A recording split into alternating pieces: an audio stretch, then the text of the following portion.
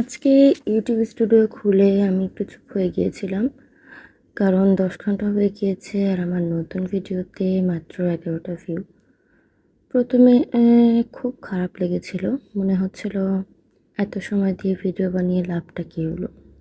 তারপর বুঝলাম আসলে আমি ১১টা ভিউ দেখে কষ্ট পাচ্ছিলাম না।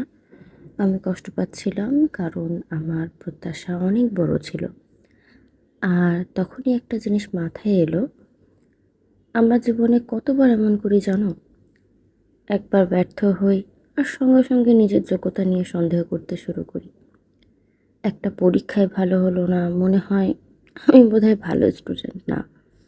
একটা ইন্টারভিউ খারাপ হলে মনে হয় যে আমার দ্বারা চাকরি হবে না।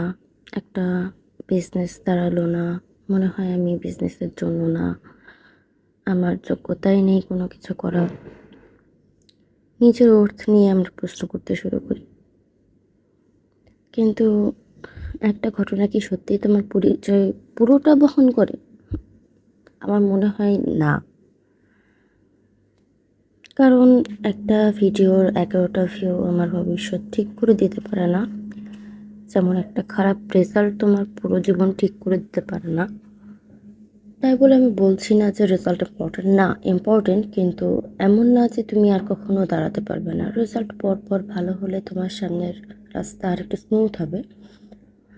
একবার রেজাল্ট খারাপ হলে পরের যে রাস্তাটা সেটা আর একটু হার্ড হবে, আর একটু হার্শ হবে, কিন্তু অসম্ভব না একদম। আর এতটুকুতেই যদি ভেঙে পড়া হয় মানুষের, তাহলে একজন মেন্টালি স্ট্রং মানুষ আর বাকিদের মধ্যে পার্থক্য কোথায়?